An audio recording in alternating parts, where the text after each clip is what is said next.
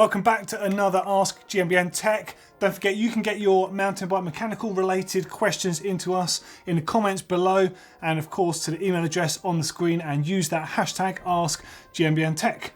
Okay, first up this week we have a question from T Campbell. It says, "Hi Doddy, I have a giant ATX frame." You haven't said exactly which one. There's a lot of ATX bikes. Unfortunately, it has a straight head tube. I really want to place the stock Suntour coil fork to an air suspension fork. Any suggestions for a good air fork with a straight head tube? Okay, so firstly, you haven't really said how much travel the frame is, and by saying it's got a straight head tube, I'm guessing you mean not a tapered steerer tube on there. You mean it's got a conventional old straight 1/8". So if that's the case, it's more than likely 100mm travel, but I'll give you some options here. And it's probably a 26-inch wheel bike as well, which you also haven't said. Now, I know that Fox do the 32 in the performance range, and they still make that in 26 as well as 27.5. And they do that in 100, 120 and 140mm travel. So that could be the perfect fork for you. But also RockShox do the 30 gold in 80, 100 and 120mm. Also in 26-inch. Now they obviously make a 27.5 and 29-inch version as well, but I thought I'd throw those 26s in there because it sounds like your frame might well be one of those. Hopefully it is, so good luck. Hi Doddy, just wondering, is it possible to make an XC bike feel a bit more aggressive and slacker? Because I really enjoy riding aggressive, but it feels like my confidence is restricted. If there's anything I can change, please let me know. Okay, so the first thing you could look at is angled headset cups. Now there's a few different ones on the market. The obvious one that springs to mind is the Cane Creek angle set. So you can do up to 1.5 degrees, like you can lose up to 1.5 degrees off your head angle. So actually make it fairly slack and aggressive without messing with other parts of the bike too much. Now you will steepen your seat angle very slightly and lower your bottom bracket very slightly. We're talking a few millimeters here, nothing too crazy. Now the other option is to get the fork travel slightly increased. So 10mm, maybe 20 at the absolute max, depending on what your frame is, because you don't want to upset the handling. But even just raising it 10mm, and when you've got your sag back, it would just sit a little bit higher, slackening that head angle and feel a little bit more aggressive. And as we're starting to see now, XC bikes are venturing up to 120 and 110mm on the front end, just to have that nice sort of aggressive feel whilst keeping a 100 out back. So we looked at a Yeti and a Betty, in fact, out of Seal, so that had that set up, and of course the Santa Cruz Blur has a similar sort of vibe as well at the moment. Your next option is to have a slightly more aggressive and larger volume front tyre. That also will give you a lot more confidence on the front end. It'll give you that sort of rolling power that you have when you see that big tyre down the front there. It's kind of like a business up front and party out back with a little tyre that's going to bounce around on stuff. So that's going to give you a little bit more. A wider bar and a shorter stem will also give you a better stance, give you a more aggressive, powerful position. Now if you notice, some of the XC riders are starting to go for slightly wider bars now to get increased control, especially seeing as the courses are getting so aggressive and gnarly in places these days. Finally, probably the biggest thing you can do is put a dropper post on there. Now a lot of cross-country riders are still reluctant to do this. They say it's because of the weight, but I honestly can't believe the weight would make that much difference. Maybe I'm completely wrong, but I think a dropper post makes a significant difference to any bike at all. In fact, probably more than any other one thing that you can do to a bike. Getting that saddle down and out the way at a flick of a button can really change the way that you ride a bike. Of course, the one last thing you can do doesn't really change how you ride it at all, but having a one-by setup means just your general approach to the way you ride the bike will be slightly more aggressive. So there's a number of things you can do there to make your XC bike look a bit more aggressive. Good luck with that. Right, bike recommendation time. This one is for Jonathan Murphy. Hi, I'm interested in mountain biking, became interested about a year ago, and I've been riding a really bad hybrid bike up and down my local trails for last year. I finally saved up enough for my first mountain bike. Any recommendations for a hardtail trail bike for around €1,000? Love the show. Hey, that's really cool. That's the way to do it. Just get out and do it on whatever you got, and in the meantime saving up for something better. So that's great. Good to hear that, Jonathan. So €1,000, you'll be pleased to hear that you can get quite a lot for your money these days. Now, you say a hardtail trail bike, so I'll give you a couple of options here because there's so many. So the first one I'm going to throw you to is by Canyon. It's more on the XC trail side of things, so a slightly lighter, more aggressive bike in that sort of sense. Now it's called the Grand Canyon and the model is the AL 6.0. So this is it on the screen right now. It's amazing value, 899 quid here in the UK, which in euros is just under 1,020. So a teeny bit over your budget, but I'm sure you can stretch another 19 euros there. So up front, it's got RockShox 30 gold fork on there. It's got Shimano SLX group set transmission on there. It's got Shimano disc brakes, Mavic cross-ride wheels, and also in extra small and small, it comes with 27.5 inch wheels, and in the medium upwards, it comes with 29 inch wheels. So that is an amazing value bike. I mean, Canyon are pretty hard to beat when it comes to great value. Now, of course, that was on the more XC side of things. If you fancy something a bit more aggressive and you want to throw it around, have a bit of fun, check out the Nukeproof Scout. Now, there's a few different models. Now, this one on the screen now is the Sport model. They do it in 275 and 290, which means 27.5 or 29 inch wheels, so you can pick what suits you. And again, a similar retail price, 899 quid or 1,019 euros there. And that's got 130mm travel fork up front, so it's got a slacker head angle, and the whole geometry is fueled around having fun on the bike and being able to throw it around. But of course, being a hardtail still means it's going to be really efficient when you point it up a hill or get out of the saddle and give it some hard cranking. So there's two very different bikes there for you, just as pure examples. But I could be here all day because there's a lot of great bikes out there. Hopefully you get a great one. Good luck. Oh, more bike recommendation time. This one for Matt Buxton. Hi there, I'm after a new full suspension frame to replace my quite old-fashioned geometry one from 2014, which is a Rose Granite Chief. Yeah, I know those are German, they're an enormous brand actually, probably one of the biggest brands that a lot of people might not have heard of. They're a direct sale brand, and the Granite Chief I think is about 140mm travel. So you say something that works with a 150 fork, and here's the bit you might find hard. It's got to be suitable for a short ass. I'm 5'7", and I tend to sit between small and medium sizes, and I'm built like a weasel, long body and short legs. That conjures up funny images. Sorry, I'm not laughing at you, just a weasel thing. Any ideas? A couple of grand is the limit. Okay, well, first up, a couple of grand on a frame is a lot. You can buy a lot of bike for that. That Nomad we're building in the Bike Build project, that frame costs $18.99, and that's a hell of a bike. So there are loads of options out there straight out, but now what you're looking for is something longer in the front end of the bike, but also has good standover height on it. So this is a hard thing without trawling through all of the sites. There's a couple I remember that have got exceptionally good standover and got fairly short seat tubes on them for how long the bike is. So the first one on the screen is the Santa Cruz Bronson.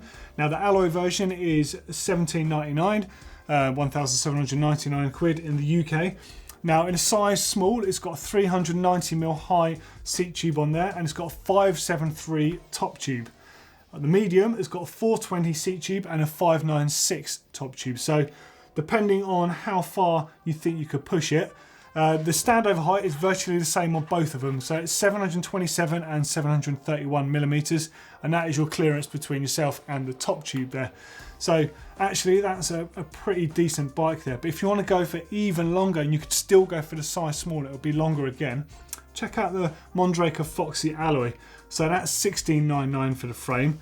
The size small has got a 380mm seat tube, but it's got a whopping 611mm top tube on it. So that's longer than the medium Santa Cruz. So you're effectively sizing up, but sizing down in the height department. So that might be the perfect situation for you. That's 140mm travel frame. In fact, it might have jumped up to 150 now. I lose track. It's designed around a 150 fork, and the XR model, the Extreme Racing one, has a 160mm fork in the front. So you could also put that on the front. They're fantastic bikes, and that extra length in the front end does mean you've got more to play with how you're going to configure the bike yourself. So there's both the frames on the screen now. I mean, there are a lot of options out there, and the longer bike options will give you more options because you can go down a size and still keep the nice long front end.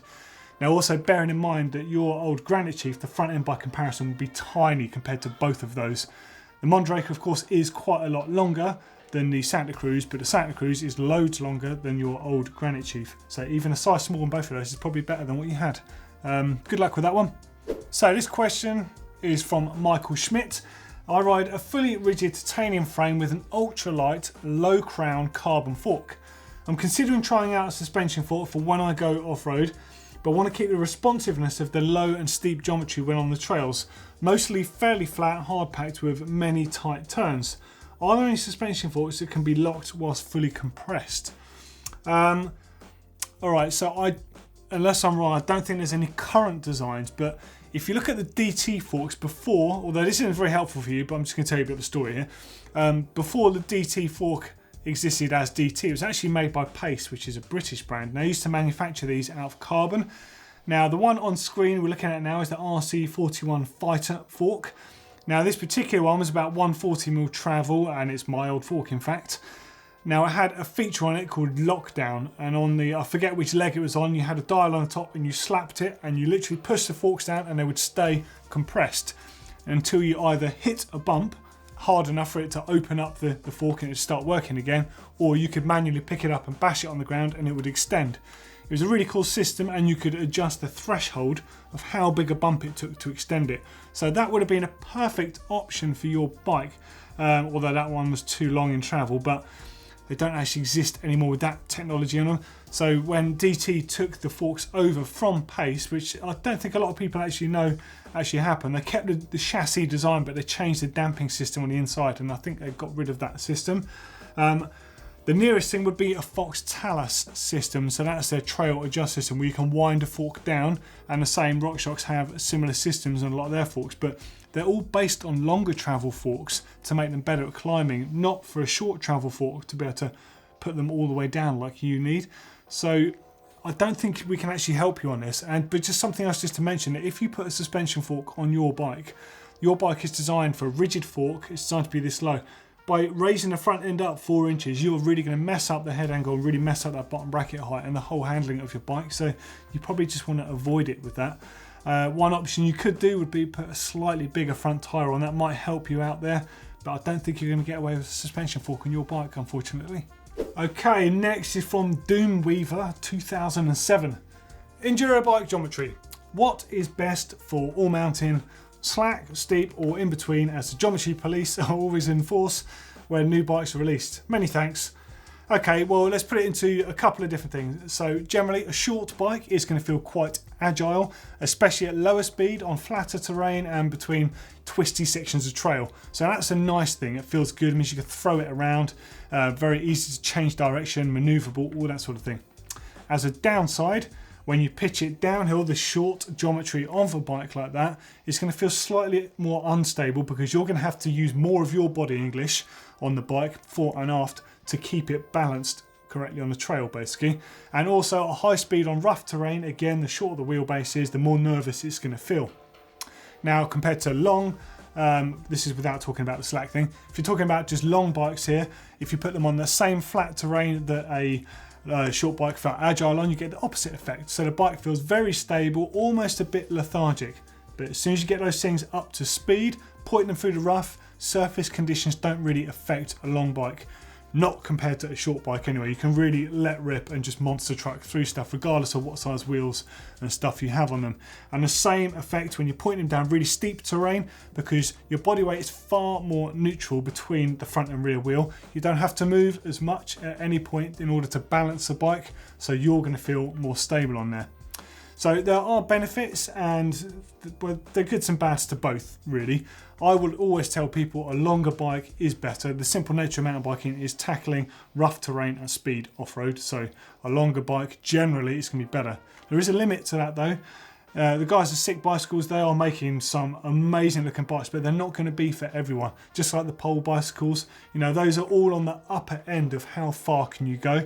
But I think the ultimate factor in this is, you say enduro, but do you mean enduro style bike like an all mountain bike, or do you mean a race bike? Because there's a difference regardless of the genre. If it's a bike to be raced, simply put, a longer, slacker, more aggressive bike is going to be the better bike to push to the limit. But that might not be the bike that you want for riding your regular trails, because unless you're riding it at race pace on the absolute knife edge of your ability, they can feel a bit boring. So that's where a slightly shorter, more agile bike is going to feel a lot better and more fun. So it goes either way. For racing, longer, slacker. For normal riding, less so. Now, a few of you have asked in the comments on previous videos if we can have a quick fire round. I can't do that right now, but I would love to incorporate that as part of the show. Let's just say 10 quick fire questions on every show. So get your questions in the comments below, or if you want to fire them direct, hellotech@gmbn.com, and just title them quick fire ask. Job done.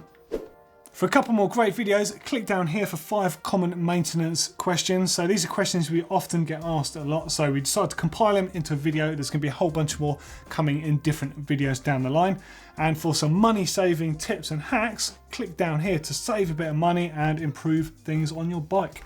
As always, click on the round globe to subscribe to GMBN Tech channel and give us a thumbs up if you like mountain bike tech.